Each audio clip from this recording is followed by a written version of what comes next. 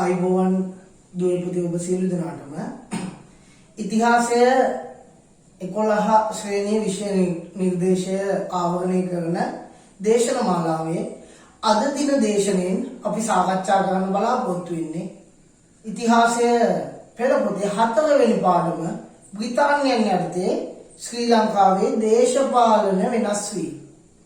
අපි දන්නවා 1815 සිට 1948 දක්වා අවුරුදු 133ක කාලයක් බ්‍රිතාන්‍යයන් සමස්ත ශ්‍රී ලංකාවම පාලනය කළා. ඒ කාල සීමාව තුළ ලංකාවේ දේශපාලනය, ආර්ථිකය, ආගම, සමාජය, සංස්කෘතිය මේ ආදී සියලුම අංගවල වෙනස්කම් ගණනාවක් ඇති වුණා. මේ පාඩමේදී අපි අවධානය යොමු කරන්නේ බ්‍රිතාන්‍ය සමයේදී ලංකාවේ දේශපාලනය වෙනස් වීම ගැන. එතකොට ඔබ දන්නවා අනාදිමත් කාලයක ඉඳලා ලංකාවේ තිබුණේ රාජාණ්ඩු පාලන ක්‍රමයක්. සාම්ප්‍රදායික රාජාණ්ඩු පාලන ක්‍රමයක් යටතේ රජතුමාගේ ප්‍රධානත්වයෙන් තමයි ලංකාව පාලනය වුණේ. අපි දන්නවා වර්තමානයේ ලංකාවේ තියෙන දේශපාලනය තුල රාජාණ්ඩු පාලනයක සලකුණක්වත් ඉතුරු වෙලා නැහැ. අද අපේ රටේ තියෙන්නේ කැබිනට් පාර්ලිමේන්තු ආණ්ඩු ක්‍රමයක්. එහෙනම් අපේ මේ සාම්ප්‍රදායික රාජාණ්ඩු පාලනය බිඳ වැටිලා කැබිනට් පාර්ලිමේන්තු ආණ්ඩු ක්‍රමයක් දක්වා ලංකාවේ දේශපාලනය ගමන් කිරීම තමයි බ්‍රිතාන්‍ය පාලන සමයේදී අපේ රටේ සිදුවෙච්ච දේශපාලන පරිවර්තනය. ඉතින් බ්‍රිතාන්‍යයන් විසින් හඳුන්වා දීපු ආණ්ඩු ක්‍රම ප්‍රතිසංස්කරණ 6ක් ඔස්සේ මෙන්න මේ දේශපාලන පරිවර්තනය අපේ රට තුල සිද්ධ වුණා. බලමු මේ ආණ්ඩු ක්‍රම. ඉස්සෙල්ලාම 1833 කෝල්බ්‍රූක් ප්‍රතිසංස්කරණ 1833 කෝල්බ්‍රූක් ප්‍රතිසංස්කරණ 1910 ක්‍රූ-මැකලම් ප්‍රතිසංස්කරණ 1920 මැනින් ප්‍රතිසංස්කරණ 1924 මැනින් ඩෙවොන්ෂයර් ප්‍රතිසංස්කරණ මැනින් ඩෙවොන්ෂයර් ප්‍රතිසංස්කරණ 1931 ඩොනමෝර් ප්‍රතිසංස්කරණ සහ 1947 සෝල්බරි ප්‍රතිසංස්කරණ. එතකොට ඔන්න ඔය කියන ආණ්ඩු ක්‍රම ප්‍රතිසංස්කරණ 6 ඔස්සේ තමයි බ්‍රිතාන්‍යයන් යටතේ ලංකාවේ දේශපාලනය වෙනස් වෙන්නේ. එතකොට මේ වර්තමානයේ තියෙන දේශපාලනය එකවරම බ්‍රිතාන්‍යයන් අපිට දායාද කරපු දෙයක් නෙවෙයි. අපි දකිනවා අද දේශපාලනය තුල විධායක ජනාධිපති කෙනෙක් ඉන්නවා, අගමැති ප්‍රමුඛ කැබිනට් මණ්ඩලයක් තියෙනවා, ඊට පාර්ලිමේන්තුවක් තියෙනවා නීති හදන්න, ඊට විධිමත් අධිකරණ පද්ධතියක් තියෙනවා, කතානායකවරයෙක් ඉන්නවා, ඊට සර්වජන ඡන්ද බලයක් ක්‍රියාත්මක වෙනවා, පළාත්බද නියෝජන ක්‍රමයක් ක්‍රියාත්මක වෙනවා. ඔන්න ඔය වගේ ලක්ෂණ ගණනාවක් නූතන දේශපාලනය අපිට දැක ගන්න පුළුවන්. එනම ඔය සියල්ල මෙන්න මේ කියන ආණ්ඩු ක්‍රම ප්‍රතිසංස්කරණ 6 ඔස්සේ තමයි වරින් වර අපිට ලබා දුන්නේ. එහෙනම් අපි කතා කරන්නේ මේ වර්තමාන දේශපාලනයේ මහා වෘක්ෂයක් නම් ඒ වෘක්ෂය ටිකින් ටික වර්ධනය වෙච්ච විදිහ. එතකොට මේක පුළුල් පාඩමක්. ඒ නිසා අපි මේ පාඩම කොටස් කීපයකට බෙදාගෙන තමයි සාකච්ඡා කරන්නේ. එතකොට මුලින්ම මේ ආණ්ඩු ක්‍රම ප්‍රතිසංස්කරණ 6න් අපි පුළුල්ව සාකච්ඡා කරන්නේ 1833 කෝල්බ්‍රූක් 1931 ඩොනමෝර් සහ 1947 සෝල්බර්. එහෙනම් කෝල්බ්‍රූක් ප්‍රතිසංස්කරණය අපි වෙනම දේශනයකින් පුළුල්ව සාකච්ඡා කරනවා. ඊළඟට කෝල්බ්‍රූක් ප්‍රතිසංස්කරණයේ සිට ඩොනමෝර් දක්වා කාල සීමාව. කාලේ ලංකා ඉතිහාසයේ බොහොම වැදගත් කාල පරිච්ඡේදයක්. ඒක අපි වෙනම දේශනයකින් ඊළඟට සාකච්ඡා කරනවා. ඊට ඩොනබෝ ප්‍රතිසංස්කරණය ලංකාවට හඳුන්වා දීපු බොහොම සුවිශේෂී ආණ්ඩුක්‍රමයක ඒක තවත් දේශනයකින් අපි සාකච්ඡා කරන්නේ. ඊට සෝල්බරි ප්‍රතිසංස්කරණ සහ ලංකාවට නිදහස ලැබීම. එතන මේක ඔයාලට තියෙන 6 වෙනි පාඩමේ. එතනදී අපි ඒක වෙනම සාකච්ඡා කරනවා. එහෙනම් අද දවසේදී අපේ සාකච්ඡාවට පදුම් වෙන්නේ බ්‍රිතාන්‍ය පාලන සමයේ ලංකාවට හඳුන්වා දීපු ප්‍රථම විධිමත් ආණ්ඩුක්‍රමය 1833 කෝල්බ්‍රූක් ප්‍රතිසංස්කරණ. එහෙම නැත්නම් 1833 කෝල්බ්‍රූක් කැමරන් ප්‍රතිසංස්කරණ කියලා අපි මේක හඳුන්වනවා. එතකොට මෙහෙමයි. දැන් අපි දන්නවා ඉංග්‍රීසීන් 1796 දී ලංකාවේ මුහුදුබඩ ප්‍රදේශය යටත් කරගත්තා. එතකොට ඊට අවුරුදු 19කට පස්සේ 1815 දී උඩරට රාජධානියත් යටත් කරගෙන සමස්ත ශ්‍රී ලංකාවේම බ්‍රිතාන්‍ය බලය පිහිටුවන්න ඉංග්‍රීසීන්ට පුළුවන් වුණා. එතකොට මුළු ලංකාවම යටත් කරගත්තට පස්සේ ඉංග්‍රීසින් දෙයක් කල්පනා කරා දැන් අපිට වෙනදටත් වඩා විශාල ආදායමක් ලබා ගන්න පුළුවන්. ඇයි වෙනද ලංකාවේ මුහුදුබඩ ප්‍රදේශ විතරයි ඒගොල්ලොන්ට තිබුණේ. දැන් මුළු ලංකාවම තියෙන නිසා වෙනදට වඩා ලොකු ආදායමක් ලැබෙවි. ලංකාවේ ලොකු ආදායමක් එකතු කරලා එංගලන්තයට යවන්න පුළුවන් වෙයි කියලා ඒගොල්ලෝ බලාපොරොත්තු වුණා. එතකොට අවුරුදු 10ක් විතර ගිහිල්ලා ඒගොල්ලෝ ආපස්සට හැරිලා බලද්දී දැක්ක දේ තමයි ලංකාවෙන් මුදල් එංගලන්තයට යැවීම කෙසේ වෙතත් දැන් ලංකාවෙන් ලැබෙන ආදායමය ලංකාව නඩත්තු කරන්නවත් මදි. ඒ නිසා විටින් විට එංගලන්තයට මුදල් ගෙන්න ගන්න සිද්ධ වුණා. පැහැදිලිනේ ආන්නේ. ඒගොල්ලෝ හිතුවේ ආදායම ගොඩක් වැඩි වෙවි කියලා. දැන් මොකද වෙලා තියෙන්නේ? වෙනදටත් වඩා වියදම වැඩි වෙලා. වෙනද තරම්වත් ආදායමක් නැහැ. ඒ නිසා වෙනද නම් යම් කිසි ප්‍රමාණයක් හො එංගලන්තයට යවුවා. දැන් එහෙම යවීම තියා මෙහෙ තියෙන ටික මෙහෙටත් මදි. එංගලන්තයෙන් මුදල් ගෙන්න ගන්න සිද්ධ වෙනවා. එහෙනම් අපිට පේනවා ආදායමට වඩා වියදම වැඩි වෙනවා. එහෙනම් දැන් ඉංග්‍රීසීන්ට ලංකාව යටත් කරගෙන ඉන්න එක අතිනුත්පාදු. අපි කියනවා මේක සුදු වලියෙක්. ඒ කියන්නේ පාඩු ලබන ව්‍යාපාරයක් වගේ තත්වයට පත් වෙලා තිබෙනවා. ඒ නිසා මේ ආදායම් වියදම් පනතේ පියවන්න අවශ්‍ය නිර්දේශ ඉදිරිපත් කිරීම සඳහා කෝල්බ්‍රූක් කොමිසම ලංකාවට යවන්න තීරණය කළා. ඒක කෝල්බ්‍රූක් කොමිසම ඔය වගේ පරීක්ෂණ කරන බොහොම විශේෂඥ පිරිසක්. ඒ නිසා මේ ලංකාවේ ඇති වෙලා තියෙන ගැටලුවත් වෙන කෙනෙකුට බාර නොදී කෝල්බ්‍රූක් කොමිසමටම බාර දෙන්න ඒ වෙද්දී එංගලන්තයේ හිටපු යටත් විජිත පාලකම්වරයා කටයුතු කරා. එතකොට 1825 වගේ වෙද්දී කෝල්බ්‍රූක් කොමිසමට මේක දැනුම් දුන්නත් ඒගොල්ලොන්ට ඒ වෙලාවේ එන්න පුළුවන් කමක් තිබුණේ නැහැ.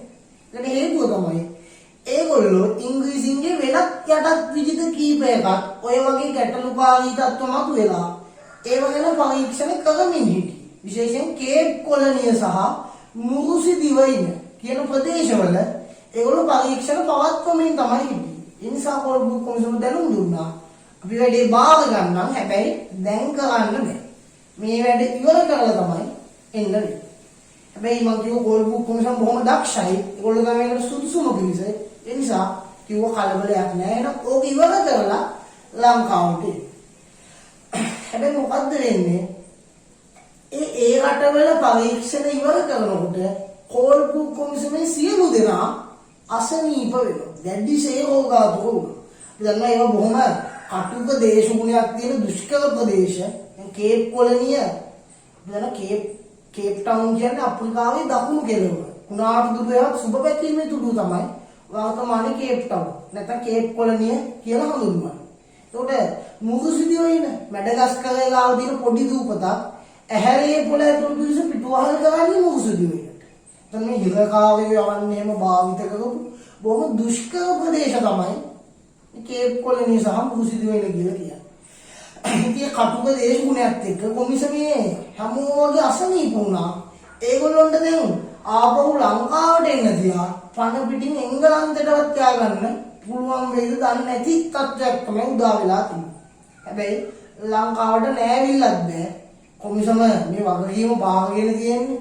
අපි අවුරුදු කීපයක් බලාගෙන හිටියේ වෙන කාටවත් වැඩේ බාරගන්නද? ඒ නිසා ඒගොල්ලොන්ට සිද්ධ වුණා කොහොම හරි ලංකාවට එන්න.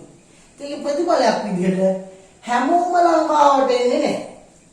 කෝල්බුක් කොමිසම නියෝජනය කරමින් කොමිසමේ සභාපතිවරයා විතරයි ලංකාවට එන්නේ. අනිත් අය අසනීප වෙලා එංගලන්තෙට ගියා. 1829 දී කොමිසමේ සභාපති වෙච්ච විලියම් කෝල්බුක්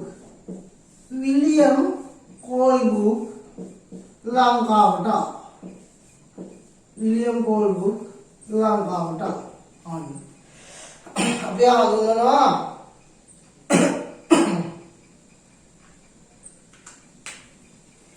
විලියම් මැක්බින් ජෝර්ජ් කෝල්බුක් කියන නමින් අපි කෙටියෙන් හඳුන්වනවා විලියම් කෝල්බුක්. ඒතර යාට පැවරිච්ච වගකීම තමයි ලංකාවේ දේශපාලන සහ ආර්ථික කටයුතු පිළිබඳ හොයා බලන එක. විශේෂයෙන් මේ ආදායමට වඩා වියදම වැඩි.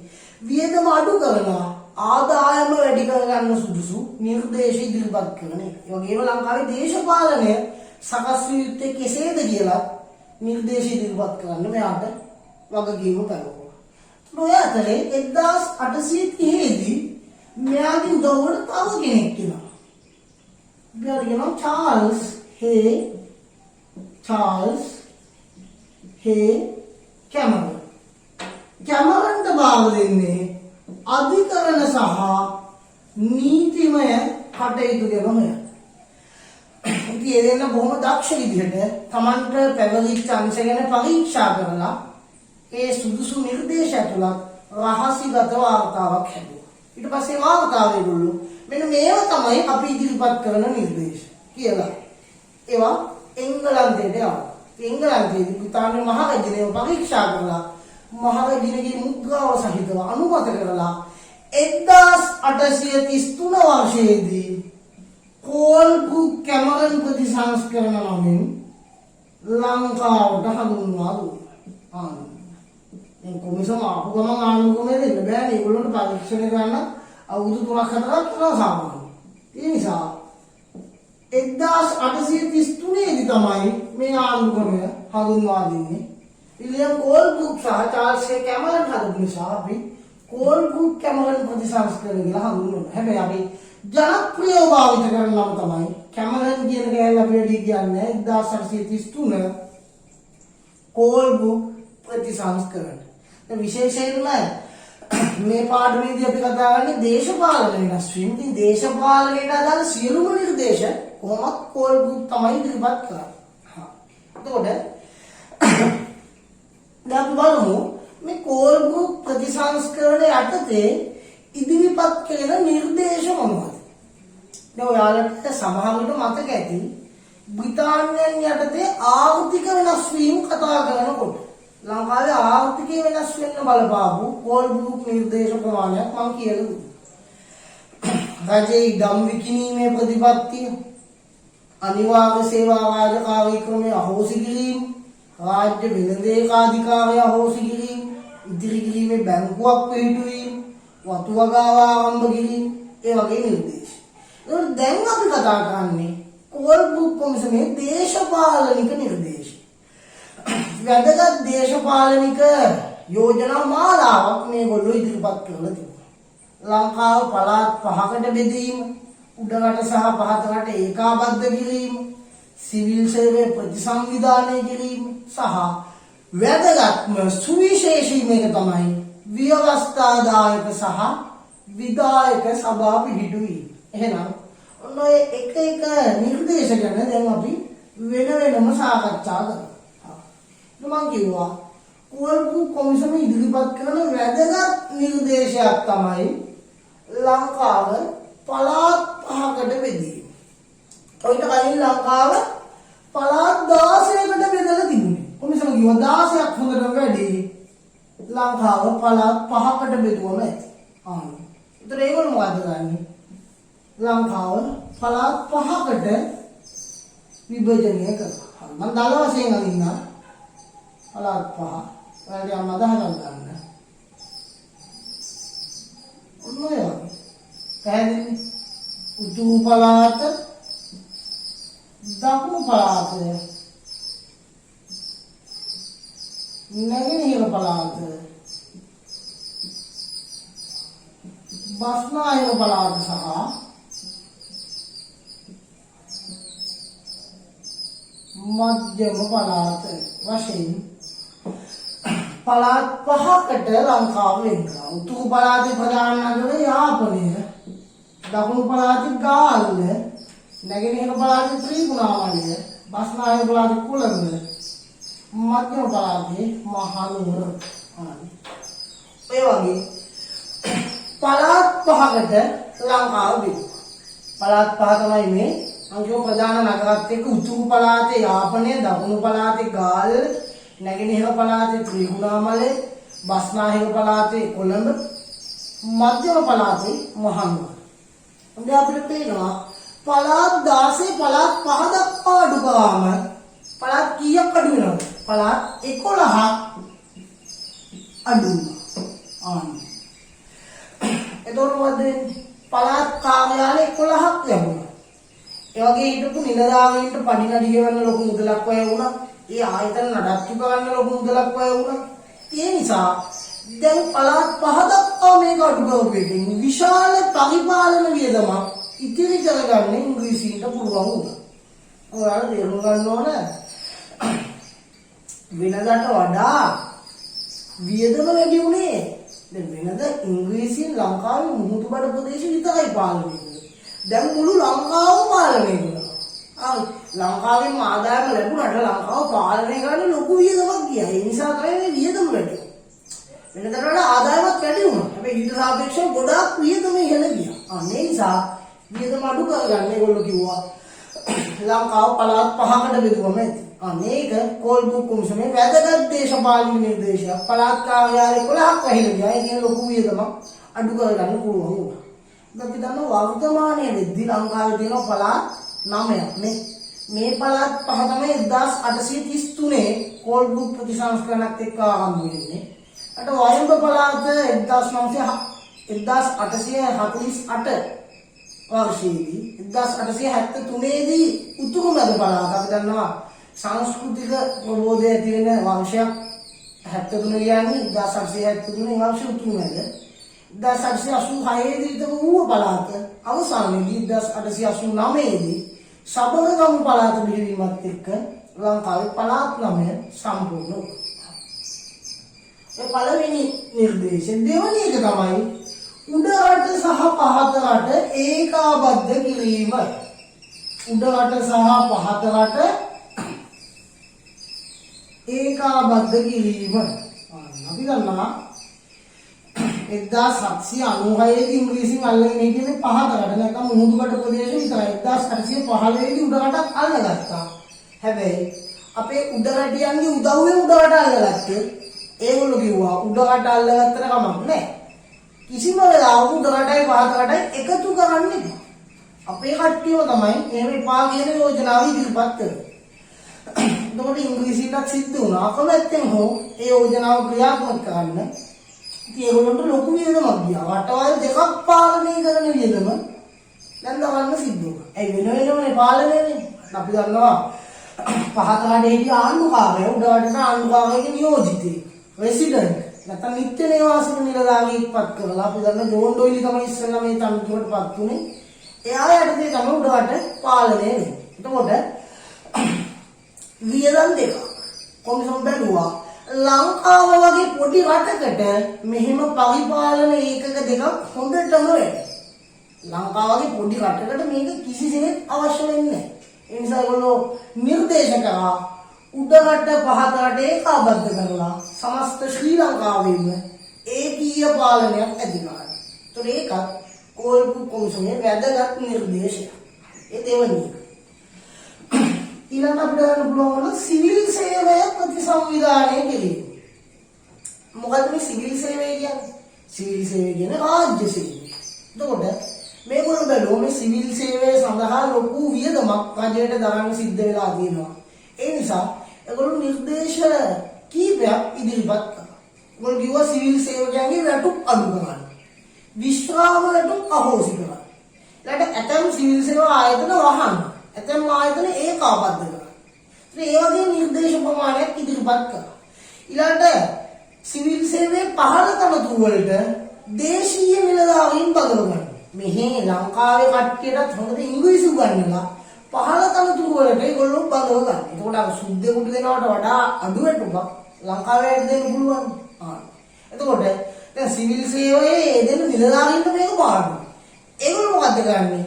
අර විශ්කාම වැටුප් අහෝසිකා වැටුප් අඩුවා ඒ වෙනුවෙන් සිවිල් සේවයේ නිලධාරීන්ට සිවිල් සේවකයන්ට වතු වගාවේ දෙන්න අවශ්‍ය පහසුකම් ලබා දුන්නා. එතකොට ඒකේ ඒගොල්ලෝ වැඩ දෙකම කරගත්තා. වතු වගාව ආරම්භ කරන්නත් ඔන්න දැන් කට්ටියක් හදාගත්තා. ඒ වගේම සිවිල් සේවයට ගිහපු වියදමක් බොහෝ දුරට අඩු කරගත්තා. ඒකත් කෝල්බුක් කොමිසමේ වැදගත් දේශපාලන නිර්දේශයක්. හැබැයි ඔය සියල්ලට වඩා වැදගත්ම සුවිශේෂීම නිර්දේශය තමයි ව්‍යවස්ථාදායක සහ විධායක සභා පිහිටුවීම. එතකොට අපෙන් අහුවොත් ව්‍යවස්ථාදායකය කියන්නේ මොකක්ද? වර්තමානයේ එහෙම එකක් තියෙනවද? ඔව්. වර්තමානයේ ව්‍යවස්ථාදායකයට කියන නම තමයි පාර්ලිමේන්තුව. එහෙනම් අපි මේ කතා කරන්නේ ලංකාවේ ඉස්සෙල්ලාම පාර්ලිමේන්තුවක් හදපු හැටි. එතකොට ඒ කාලේ පාර්ලිමේන්තුව කියන නම නෙවෙයි කිව්වේ ව්‍යවස්ථාදායකය කියලා. හැබැයි දෙකම එකයි. පැහැදිලිනේ. එතකොට ව්‍යවස්ථාදායකය කියන්නේ නීති හදන තැන. අපි දන්නවා ඕනම රටක් පාලනය කරන්න අවශ්‍ය ප්‍රධාන ආයතන තුනක් තියෙනවා. ව්‍යවස්ථාදායකය, විධායකය සහ අධිකරණය. ව්‍යවස්ථාදායකය කියන්නේ නීති සම්පාදනය කිරීමේ මණ්ඩලය. නීති හදන තැන. විධායකය කියන්නේ නීති ක්‍රියාත්මක කිරීමේ මණ්ඩලය. හදන නීති ක්‍රියාත්මක කරන තැන. අධිකරණය කියන්නේ නීති විවරණය සහ යුක්තිය පසිඳලීම කරන තැන. නීති කඩන අයට දඩුවම් කරලා යුක්තිය ඉටු කරන්නේ අධිකරණය හරහා. එතකොට අපි දන්නවා වෙනදා රාජාණ්ඩු පාලනයේ තිබිච්ච කාලේ රාජ්‍ය සභාව තමයි අපේ ව්‍යවස්ථාදායක සහ විධායකය වශයෙන් පැවැත්වෙන්නේ. නීති හැදුවේ ක්‍රියාත්මක කරේ රාජ්‍ය සභාව හරහා. එතකොට ඉංග්‍රීසීන් ලංකාව යටත් කරගත්ත මුල් කාලේ ඒ කියන්නේ කෝල්බුක් ප්‍රතිසංස්කරණ වලට කලින් ඒ යුගය තුල සමස්ත නීති සම්පාදනය සහ ක්‍රියාත්මක කිරීම සියල්ලම කරේ ආණ්ඩුකාරවරයා විසින්. එතකොට මේ ආණ්ඩුකාරවරයාට අසීමිත බලයක් තිබුණා. එයාට ඕන හැටියට තමයි නීති හදන්නේ. එයාට ඕන හැටියට තමයි ඒක ක්‍රියාත්මක කරන්නේ. එයාට ඕන හැටියට තමයි එයාදී කවුවන්ට දඬුවම් දෙන්නේ. එතකොට මේ ආණ්ඩුකාරවරයාගේ අසීමිත බලතල අඩු කිරීමේ අරමුණෙන් තමයි මේ කියන යෝජනාව ඉදිරිපත් වෙන්නේ. ව්‍යවස්ථාදායක සහ විධායක සභා පිහිටුවීම. ඇත්තටම කෝල්බුක් කොමිසම ලංකාවට ආවම පුදුම වුණා. එක පුද්ගලයෙකුට මේ තරම් බලයක් දීලා තියෙන්නේ කොහොමද? ඒගොල්ලෝ පුදුම වුණා ඒක දැකලා. ඒ නිසා වහාම ආණ්ඩුකාරයාගේ අසීමිත බලතල අඩු කළ යුතුයි. ඒ නිසා ව්‍යවස්ථාදායක සහ විධායක සභා පිහිටුවීම. එන අපෙන් අහුවොත් මේවා පිහිටුවීම අරමුණ තමයි ආණ්ඩුකාරයාගේ බලතල අඩු කරන එක. මම කිව්වා ව්‍යවස්ථාදායකය කියන්නේ නීති සම්පාදනය කිරීමේ මණ්ඩලය. නීති හදන තැන. එතකොට කෝල්බුක් ප්‍රතිසංස්කරණ යටතේ ලංකාවේ මුල් වලට පිළිටුව ව්‍යවස්ථාදායකයා. ඒකේ සමාජිකයෝ හිටියා ව්‍යවස්ථාදායකේ. කීයද? ව්‍යවස්ථාදායකේ සමාජිකයෝ හිටියේ ගොඩක් හිටියේ 15යි. ලංකාවේ මුල්ම පාර්ලිමේන්තුව වල 15 දෙනා ඉඳලා තියෙනවා. අපි දන්නවා අද කීයක් ඉන්නවද? වර්තමානයේ 225 පාර්ලිමේන්තුව නියෝජනය කරනවා.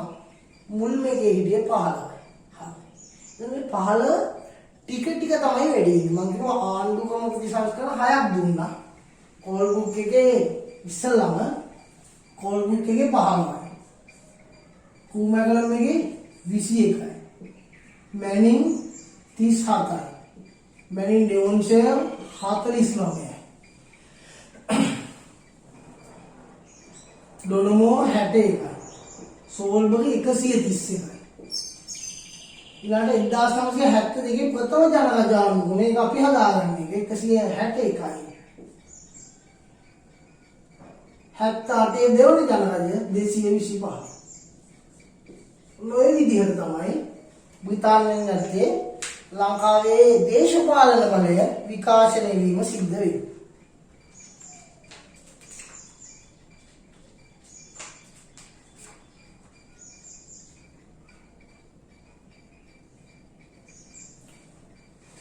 ආසන 168යි.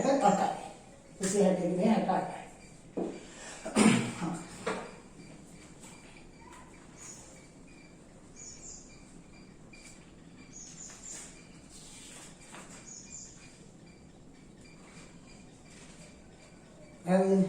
එතකොට ඔය විදිහට වර්තමාන පාර්ලිමේන්තුවේ 225ක් හිටියට ලංකාවේ මුල්ම පාර්ලිමේන්තුව අපි ඒකේ කාලේ ව්‍යවස්ථාදායකය සමාජිකයෝ 15යි හිටියේ.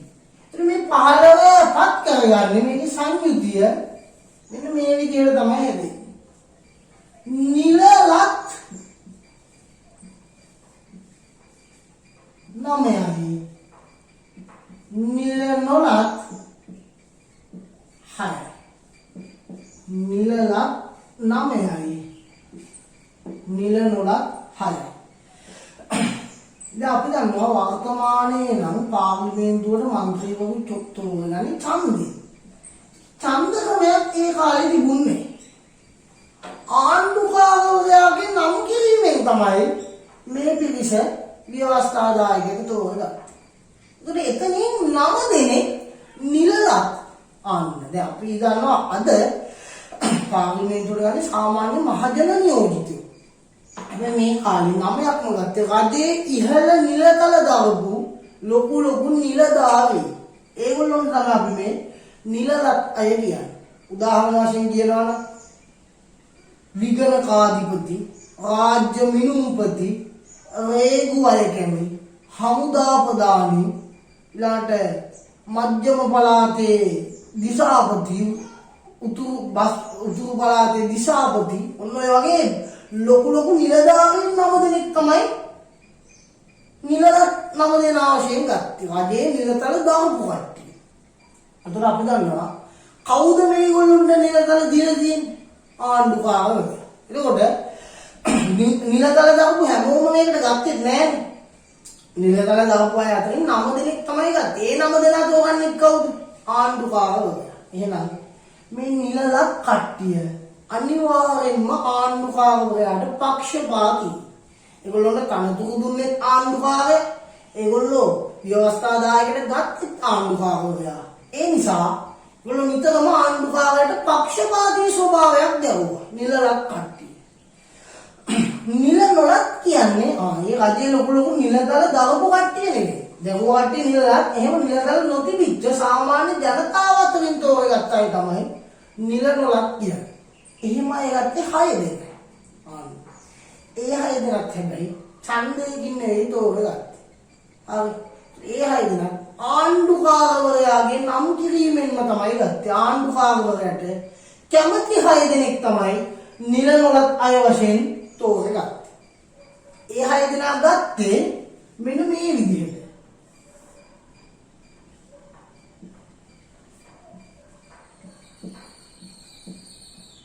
යුරෝපීය 3යි.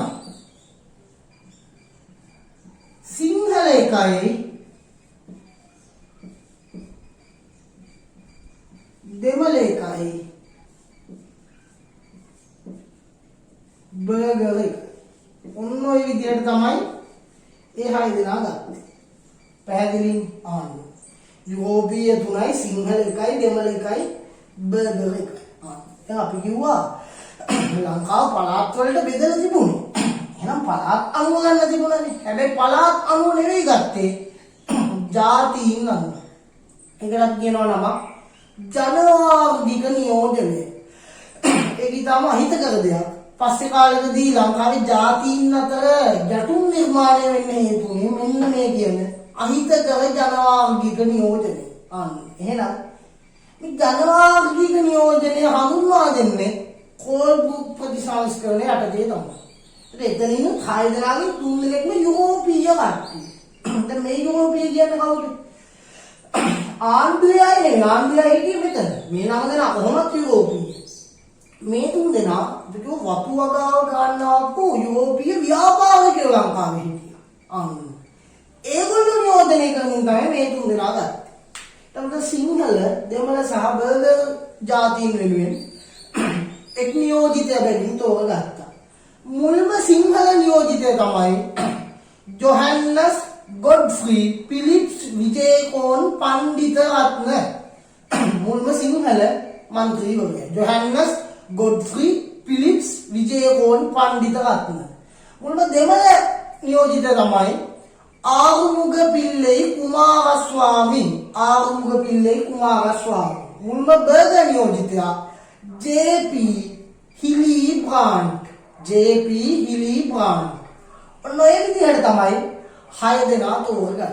එතකොට ඉංග්‍රීසියෙන් දැනගෙන හිටියා ලංකාවේ මිනිස්සු ಜಾති ભેද, ආගම් ભેද, කුල මල ભેද පැත්තකට දාලා එකතු වුණොත් අපිට වැඩි කාලයක් මේ රටේ ඉන්න වෙන්නේ නැහැ. ඒ නිසා ඒගොල්ලෝ මේ ಜಾතිවාදය, ආගම්වාදය අවසන් අවශ්‍ය නිසා තමයි මේ වගේ දෙයක් ඉදිරිපත් කරන්නේ. ජනවාර්ගික නියෝජනයක්. දැන් අපිට වෙන මෙතන මුස්ලිම් අපේක්ෂකෙක් නේ. ඒකට මුස්ලිම් කට්ටියට බලනකොටම කිසි අප්‍රසාදයක් මේක ගැන ඇතිනේ. ඒක ඉංග්‍රීසියෙන් හිතලාම තමයි අපි එකතු වෙන එක නවත්තන්න තමයි මේ දෙක.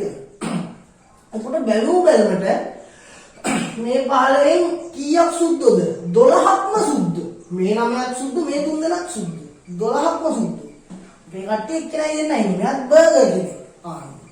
හැබැයි දැන් අපේ රටේ නීති හදන තැන නම් අපේ මිනිස්සු එපැයි ඉන්නේ. හැබැයි වැඩි ඉන්නේ සුද්ධ. උනාට ඒකේ අමුකිසි සාධාරණත්වයකුත් තිබුණා. මොකද හේතුව?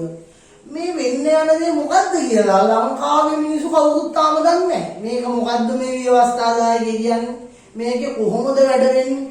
අපි ගිහිල්ලා මොකද්ද මේක කරන්න ඕන? අපේ කට්ටිය දන්නේ නැහැ. හැබැයි යුරෝපා ජාතීන් යුරෝපයේදී මේක දැකලා තිබුණා. යුරෝපාවට වගේ සංස්කෘතිය තියෙනවානේ. ඒ නිසා තමයි යුරෝපීයන් වැඩි ප්‍රමාණයක් මුල් වතාවේදී මේකට ඇතුළත් වෙන්නේ. පැහැදිලිද? ඒගොල්ලොන්ට මේක ගැන අවබෝධයක් තියෙනවා. අපිට අවබෝධය ලබා දෙන්න අවශ්‍ය නිසා අපේ අය අතරින් අපේක්ෂකයෝ කීප දෙනෙක් ගත්තා.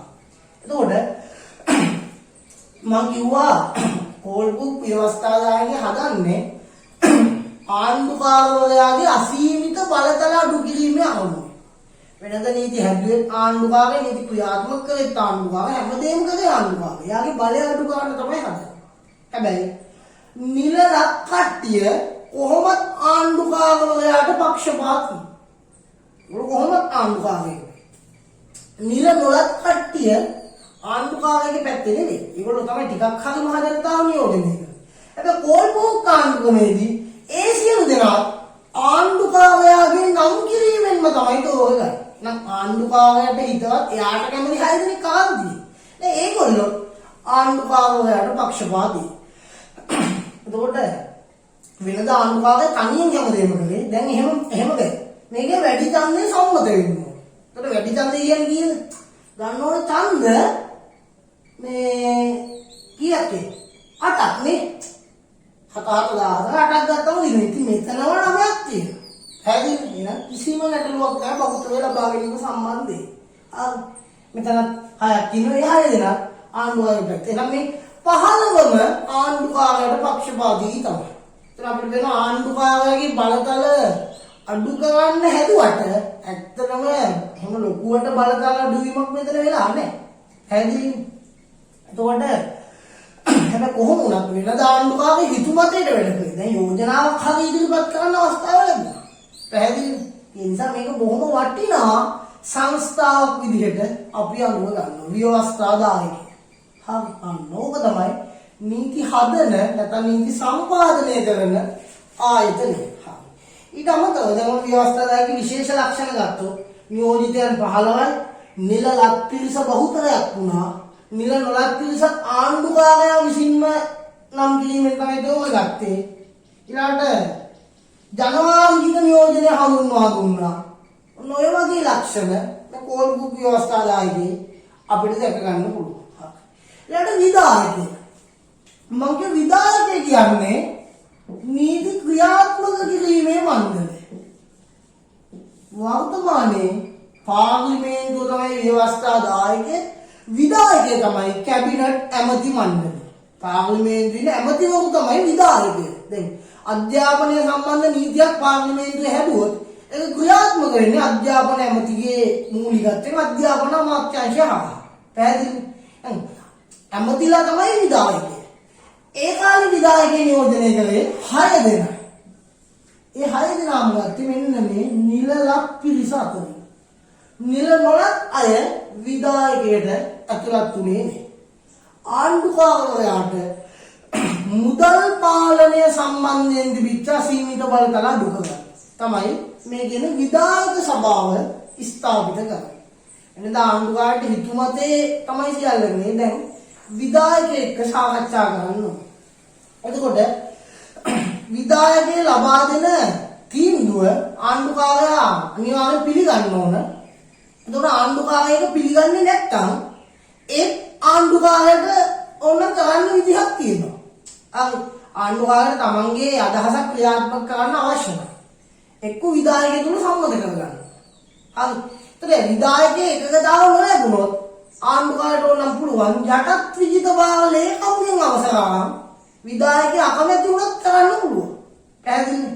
එහෙම නැත්නම් විධායකයා බහුතර කැමැත්ත ලබා දුන්නොත් එතකොට අර යටත් විජිතභාව ලේකම්ගේ මේ අවසර ලබා ගැනීමක් අවශ්‍ය වෙන්නේ. පැහැදිලිද? ආදායම් වියදම් පාලනය සම්බන්ධයෙන් තමයි අන්නේ වගේ තත්ත්වයක් නිර්මාණය වෙන්නේ. එහෙනම් අපිට පේනවා නීති හදන්න ව්‍යවස්ථාදායකයෙක් හැදුවා, නීති ක්‍රියාත්මක කරන්න විධායකයෙක් හැදුවා. එහෙනම් වර්තමාන ශ්‍රී ලංකාවේ ක්‍රියාත්මක වන කැබිනට් පාර්ලිමේන්තු ආණ්ඩුක්‍රමේ මූල බීජය විදිහට අපි අඳුරගන්නේ මෙන්න මේ ව්‍යවස්ථාදායක සහ විධායක සභා පිහිටුවීම. අද වෙද්දි දේශපාලන මහ විශාල වෘක්ෂයක් නම් ඒකේ මූල බීජය, ඒක පැල කරපු බීජය තමයි මෙන්න මේ කියන කෝල්පු ව්‍යවස්ථාදායක. එතකොට දැන් අපි ඉදිරි ආණ්ඩුක්‍රම කියලා කතා කරන්නේ මේ ව්‍යවස්ථාදායකගේ සංයුතිය වෙනස් වෙන හැටි. එහෙනම් මේක තමයි කෝල්පු එකේ තිබිච්ච වටිනම සහ වැදගත්ම දේ. පැහැදිලිද? ඔන්න ඔය විදිහට ව්‍යවස්ථාදායකය සහ විධායකයන් විශේෂයෙන්ම ව්‍යවස්ථාදායකයන් හොඳ අවබෝධයක්, පුළුල් පැහැදිලිතාවක් අපි තුල අනිවාර්යයෙන්ම තියෙනවා. එතකොට මම විධායක කොටස ගන්නම් ව්‍යවස්ථාදායක ගැන තමයි අපිට වැඩි අවධානයක් දෙන්න තියෙන්නේ. ඒ විදිහට ආණ්ඩුකාරයේ අසීමිත බලතල අඩු ගන්න තමයි මේක හැදුවේ. දැන් වර්තමානයේ අපි දන්නවා පාර්ලිමේන්තු මූලාසන කතා නැහැ. හැබැයි ඒ කාලේ ව්‍යවස්ථාදායකගේ මූලාසනයේ හිටියේ ආණ්ඩුකාරවරයම තමයි. එයාට මෙතනදී බහුතර බලය ලබා ගන්න පුළුවන් වුණා. උඩ යුරෝපා ජාතීන් දැකලා තිබුණා මේ අලුත් දේශපාලන සංස්කෘතිය ඇතුලේ, මේ ලංකාවට අලුතින් දීපු දේශපාලන සංස්කෘතිය ඇතුලේ යම් යම් ඉල්ලීම් දිනා ගන්න නම් ඒ වෙනුවෙන් සටන් කරන්න ඕන. වැඩ වර්ජන, උද්ඝෝෂණ, ඒ වගේ ක්‍රියාමාර්ග කරා යොමු වෙන්න ඕන. ඒ නිසා 19 වෙනි සියවසේ අග භාගයේ කියන්නේ 1850 පස්සේ කාලය තුල ඔන්න මුල් වරට ලංකාවේ දේශපාලන උද්ඝෝෂණ ව්‍යාපාරයක් ආරම්භ වුණා. එතකොට ඉස්සල්ලා මේකට නායකත්වය දෙන්නේ යුරෝපා ජාතික ව්‍යාපාරිකයන්. එයි අපි දන්නේ මේ උද්ඝෝෂණ කතා ඒවා අපි දන්නේ. ඒ යුරෝපා ජාතින්නේ ඒ යුරෝපාවට දේව දැකලා ඒගොල්ලන්ට අවබෝධයක් තිබුණා. නිසා යුරෝපීය ව්‍යාපාරිකයන් මම කිව්වේ මේ යුරෝපීය ව්‍යාපාරිකයන් නියෝජනය කරන්නේ මෙන්න මේ තුන් දෙනා. පැහැදිලි ආන්නේ. එතකොට යුරෝපා ජාතික ව්‍යාපාරිකයන් තමයි මුල් වරට දේශපාලන උද්ඝෝෂණ ව්‍යාපාරය පටන් ගන්නේ. ඒගොල්ලෝ 1865 දී ජෝර්ජ් වෝල්ගේ නායකත්වයෙන් ලංකා සංගමය පිහිටුවා ගත්තා. ලංකා සංගමය. ඒ දිවිගත කරනවා ලංකා ජාතික සංගමය. ඒක කියන්නේ මේක බොහොම විශේෂයි. මේක තමයි යුරෝපා ජාතික ව්‍යාපාරිකයන් පිහිටුවා ගන්න සංවිධානය. 1865 දී ජෝර්ජ්ගේ නායකත්වයෙන් තමයි ඒගොල්ලෝ පිහිටුවා ගන්න. එතකොට ඒගොල්ලෝ ඇත්තටම උද්ඝෝෂණය කළේ ඒගොල්ලෝ සටන් කරේ මේ ව්‍යවස්ථාදායකගේ බලතල වැඩි කර ගැනීමේ අරමුණෙන්. ඒ කියන්නේ දේශපාලන බලතල වැඩි කර ගැනීමේ අරමුණෙන් නෙවෙයි. වතුවගාවට ලබා දීලා තිබිච්ච පහසුකම් වැඩි කර ගැනීමේ අරමුණෙන්. මං කිව්වේ ඒගොල්ලෝ වතුවගාව කරන්න ආපු ව්‍යාපාරිකයෝ. ඉතින් ඒගොල්ලෝගේ ඉල්ලීම උනේ අපේ වතුවගාවට තව පහසුකම් දෙන්න. මේ වතුවගා මේ ව්‍යාපාර වලින් අයගෙන බදු අඩු කරන්න. නුවරට රේල් පාර ඉක්මනට හදන්න. මේ පැත්තට රේල් පාරක් හදන්න. මෙහෙට පාර හොඳට හදලා දෙන්න. අන්න ඔය වගේ පොහොර ටික වෙලාවට ගෙනල්ලා දෙන්න. මේ වතුවගාවට අදාළ ඉල්ලීම් තමයි ඒගොල්ලෝ ඉදිරිපත් කරන්නේ.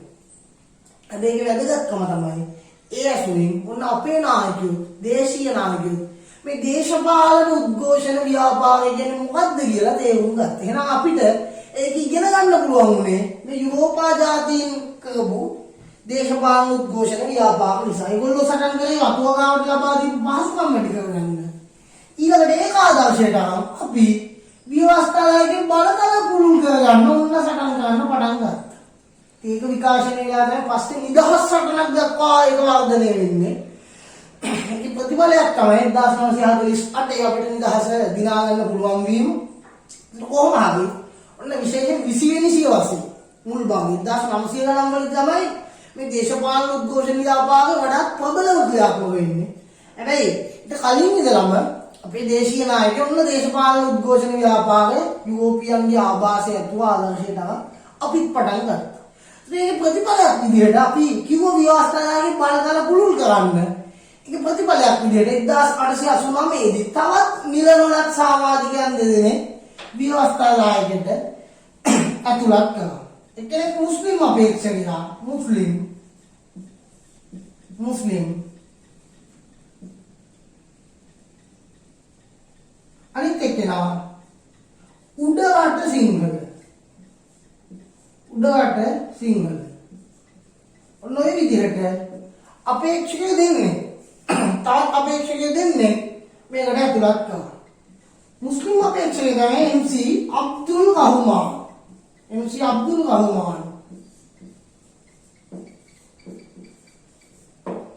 උඩරට සිංහල අපේක්ෂකයා තමයි PB පානබොක්කේ. මංගිය කලින් හිටපු සිංහල කෙනා කවුද? ජොහන්ස් ගොඩ්ෆ්‍රී පිලිප්ස් විජේකෝන් පණ්ඩිතාත්තු. දෙමළ ආගමික පිළිවෙල කුමාරස්වාමි. Burger JP. හිලිපාන්. දැන් මුස්ලිම් කෙනෙක් ඇතුළත් කළා MC අබ්දුල් රහ්මාන් උඩරට සිංහල වෙන්නේ. ඕන ආවෝ සිංහලත් නැවත දෙකට බෙදුවා. එයා පහතරට සිංහල උඩරට සිංහල කියලා වෙනම කෙනෙක් පත් කළා PB පානබොක්කේ. අන්න ඔය විදිහට අපිට පුළුවන් වුණා මේ නිල නොලත් සමාජිකයන් තවදුරටත් වැඩි කරගන්න. ඔය කාලේ මේ දේශපාලන උද්ඝෝෂණ ව්‍යාපාර කරගෙන යන්න අපේ නායකයන් විසින් සංවිධාන කීපයකුත් පිහිටුවා ගත්තා. නම් වශයෙන් කියනවනම් පහතරට නිෂ්පාදන සංගමය, පහතරට වැවිලි කවුවන්ගේ සංගමය කියන්නේ ඒ. යාපනය සංගමය, හලාවත සංගමය, ද්‍රවිඩ සංගමය, ලංකා ප්‍රතිසංස්කරණ සංගමය වගේ සංවිධාන කීපයකුත් මේ කාලේ බිහි වෙලා තියෙනවා. පැහැදිලිද?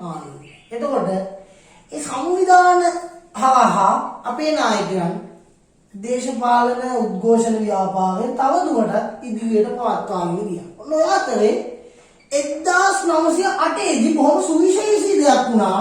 1908 දී පහතරට නිෂ්පාදන සංගමය නියෝජනය කරපු සර් ජේම්ස් පීරිස් විසින් එංගලන්තයේ ඩවුන් ස්ට්‍රීට් ඉන්න යටත් විජිත බාලේ කවුද පෙත්සමක් කැවුවා. අපේ දේශපාලන ඉල්ලීම් ඇතුළත් කරලා. එයා කිව්වා දැන් කෝල්බු ප්‍රතිසංස්කරණ දුන්නේ 1800 ගණන් වල. දැන් නූතන සමාජයට මේ 1900 ගණන්. දැන් ඒක ගැලපෙන්නේ නැහැ. ඒ නිසා අපිට මීට වඩා පුළුල් දේශපාලන බලතල ප්‍රමාණයක් ලබා දෙන්න. කියලා ඉල්ලීම් කරා. ඒත් එයා කියපු දේවල් තමයි ව්‍යවස්ථාදායක සභාවේ බලතල වැඩි කරන්න. ඒ කියන්නේ මෙතන මේ නියෝජිතයෝ ගන්න වැඩි කරන්න කියලා යා කිව්වා. ව්‍යවස්ථාදායකේ බලතල වැඩි කරන්න. ඊළඟට නිල නොලත් සමාජිකයන් වැඩි කරන්න. දැන් මේ නිල ලක් කට්ටිය නේ වැඩි. නිල ලක් කට්ටිය නේ නිල නොලත් පිරිස බහුතරයක් කරන්න. කියලා ආයි. ඊළඟට මම මේ නිල නොලත් අය ගත්තේ මේ ආණ්ඩුකාරගේ නම් කිව්වේ. මෙයා කිව්වා ඒ වෙනුවට සීමිත ඡන්ද බලය හඳුන්වා දෙන්න. ආණ්ඩුකාරගේ නම් කරලා එයාට කැමති අය නෙවෙයි. ඒගොල්ලෝ ඡන්දකින් ගන්න. සීමිත ඡන්ද බලය හඳුන්වා දෙන්න. ඊළඟට මේ ජනවාර්ගික නියෝජනය ජාතිය නම් ගන්න එක අහෝසි කරන්න. ජනවාර්ගික නියෝජනය අහෝසි කරන්න. ඒ වෙනුවට පළාත් අනුව ගන්න. පළාත් බද නියෝජනය හඳුන්වා දෙන්න. ඊළඟට මම කිව්වා විධායකයේ 6 දෙනෙක් හිටියා. විධායකයේ 6 දෙනෙක් හිටියා. ඒ 6 දෙනාම ගත්තේ නිල අය අතරින් විතර. එයා කිව්වා විධායකයට නිල නොලත් අයත් ඇතුළත් කරන්න. මෙහෙනම් ජේම්ස් පීල්ස්ගේ පෙත්සමේ වැදගත් ඉල්ලීම් කීපයක් ඇතුළත් වුණා. ව්‍යවස්ථාදායකගේ බලතල පුළුල් කරන්න. ඒ කියන්නේ මේ සංඛ්‍යාව වැඩි කරන්න. නිල නොලත් පිරිස බහුතරයක් කරන්න. සීමිත ඡන්ද බලය හඳුන්වා දෙන්න. පළාත් බද නියෝජනය හඳුන්වා දෙන්න. ජනවාර්ගික නියෝජනය අහෝසි කරන්න. විධායකයට නිල නොලත් සමාජිකයන් පත් කරන්න. එතකොට ඔය වගේ ඉල්ලීම් ප්‍රමාණයක් ඉදිරිපත් වුණා. ඉතින් ඉංග්‍රීසියෙන් බැලුවා මේ ලාංකිකයන්ගෙන් ඉදිරිපත් වෙන සාධාරණ ඉල්ලීම් දිගින් දිගටම ප්‍රතික්ෂේප කරන්න බෑ. එතකොට දැන් මේක ප්‍රතික්ෂේප කරන බැරි තත්ත්වයක් උදා වුණා. ඒ නිසා ඉංග්‍රීසියෙන් තීරණය කළා මේ සාධාරණ ඉල්ලීම් නිසා අපි ඉල්ලුවේ නැත්නම් ඒගොල්ලෝ දෙන්නේ නැහැ. පැහැදිලිද? මේ සාධාරණ ඉල්ලීම් නිසා නව ආණ්ඩු ක්‍රමයක් ලංකාවට හඳුන්වා දෙන්න. ඒකේ ප්‍රතිඵලයක් විදිහට ඒ වෙනකොට හිටියේ ලංකාවේ ආණ්ඩුකාරවරයා හෙන්රි මැකලම් යටත් විජිත බාලේකම් තමයි ක්‍රූසාමිවරයා. ඒ දෙන්න සාකච්ඡා කරලා අලුත් ආණ්ඩු ක්‍රමයක් හැදුවා. 1910 දී ඒක ලංකාවට හඳුන්වා දුන්නා. අපි ඒක හඳුනා ගන්නවා 1910 ක්‍රූ මැකලම් ප්‍රතිසංස්කරණ. 1910 ක්‍රූ මැකලම් ප්‍රතිසංස්කරණ. එතකොට අවුරුදු එතකොට අපිට පේනවා 77ක් විතර කාලයක් ලංකාව පාලනය වෙන්නේ මෙන්න මේ කියන කෝල්බ්‍රූක් ප්‍රතිසංස්කරණයෙන්. කෝල්බ්‍රූක් ප්‍රතිසංස්කරණය 1910 ක්‍රූ මැකලම් හඳුන්වා දීමත් එක්ක අවසන් වුණා. එතකොට මේක බොහොම සුවිශේෂී. ලංකාවේ හැමදේම වෙනස් කරනවා. බ්‍රිතාන්‍ය පන්නේට ලංකාව ගොඩනගන්න පටන් ගන්නේ මෙන්න මේ කියන කෝල්බ්‍රූක් ප්‍රතිසංස්කරණ හරහා. ලංකාවේ දේශපාලනය වෙනස් කරා, ආර්ථිකය වෙනස් කරා, සමාජය වෙනස් කරා, සංස්කෘතිය වෙනස් කරා. අපි කිව්වා මේකෙන් ඇති වෙන පීඩනය දරා ගන්න බැරි තැන තමයි ගොවි ජනතාව 1848 දී දෙවනි නිදහස් සටනක් ආයුධ සන්නද්ධ අල්ගලයක් නැවත වටේකින් දියත් කරනවා. පැහැදිලිද? එතකොට මේ කොමිසමට වෙච්ච අඩුපාඩු නිසා නැත්තම් එකකින් අදහස් වෙන්නේ කෝල්බ්‍රූක් ප්‍රතිසංස්කරණ නරකයි කියලා. යම් අඩුපාඩු තිබුණා ඉතින්. එක පිරිසකට හොඳ වෙද්දී තවත් පිරිසකට ඒක නරක විදිහට බලපාන තුරා. ඒගොල්ලොන්ට කොමිසමට අපේ දේශීය කෘෂිකර්මාන්තය ගැන හිතන්න අමතක වුණා. ඒ නිසා ගොවි තමන්ගේ අයිතිවාසිකම් වෙනුවෙන් සටන් කරා. පැහැදිලිද? හැබැයි අපි දැන් අද වෙද්දී ලංකාවේ ප්‍රධාන අපනයන භෝග තේ රබර් පොල් වගේ භෝග ඒතකොට ඒ වතුවගා ව්‍යාපාර ඊට මේ වටිනා කැබිනට් පාර්ලිමේන්තු ආණ්ඩුව මේ වගේ ගොඩක් දේවල් ලංකාවට ලැබෙන්නේ මේ කියන කෝල්බ්‍රූක් ප්‍රතිසංස්කරණය හරහා. එහෙනම් මේ අද අපිට ලංකාවේ දකින්න ලැබෙන සංස්කෘතිය පැහැදිලිද? අපේ දේශපාලන ආර්ථික සමාජ සංස්කෘතිය හැම දෙයක්ම මේ සුද්ධගේ විදිහට බ්‍රිතාන්‍ය පන්නයට සකස් වෙන්න පටන් ගන්නෙ මෙන්න මේ කියන කෝල්බ්‍රූක් ප්‍රතිසංස්කරණ ඔස්සේ තමයි. එතන තමයි ආරම්භය. දැන් අපි දන්නවා අදටත් අපේ රට පාලනය වෙන්නේ 1978 දෙවන ජන රජ ආණ්ඩුක්‍රම ව්‍යවස්ථාවට අනුව. එහෙනම් ආණ්ඩුක්‍රමය තමයි රටේ උත්තරීතර නීතිය. ඒකට අනුව තමයි රට පාලනය වෙන්නේ. මේක තමයි ඒ විදිහට ලංකාවට දීපු මුල්ම ආණ්ඩුක්‍රමය. 1833 කෝල්බ්‍රූක් ප්‍රතිසංස්කරණ. හරි. එහෙනම් අපි පුළුල්ව කෝල්බ්‍රූක් ප්‍රතිසංස්කරණ ගැන මේ වෙද්දී සාකච්ඡා කරා. එතනින් එහාට ඉදිරි ආණ්ඩුක්‍රමත් එක්ක ලංකාවේ දේශපාලනය කොහොමද වෙනස් වුනේ? අන්තිමට අපි නිදහස වෙනුවෙන් සටන් කළේ කොහොමද? ඒකේ ප්‍රතිඵලයක් විදිහට නිදහස ලැබෙන්නේ කොහොමද? කියන එක අපි සාකච්ඡා කරමු. ඒ වගේම නිදහසින් පස්සේ 1978 දක්වා ලංකාවට මොකද වුනේ? ලංකාවේ දේශපාලන පක්ෂ බිහි වුණා. ලංකාවේ පාර්ලිමේන්තු මහමැතිවරණ පැවැත්වුවා. ඒ වගේම 72 සහ 78 වර්ෂවලදී ආණ්ඩුක්‍රම ප්‍රතිසංස්කරණ දෙකක් අලුත් දෙකක් අපි අපේ රටට හඳුන්වා දුන්නා. ඊට ලංකාවේ සංවර්ධන කටයුතු මහවැලි යෝජනා ක්‍රමයේ වගේ යෝධ සංවර්ධන ව්‍යාපෘති ක්‍රියාත්මක වුණා. ඒ වගේ දේවල් අපි ඉදිරියේදී සාකච්ඡා කරනවා. විශේෂයෙන් අපිට වෙන මේ හැමදේම තුල බ්‍රිතාන්‍ය ආభాසය තමයි ගැබ් වෙලා තියෙන්නේ.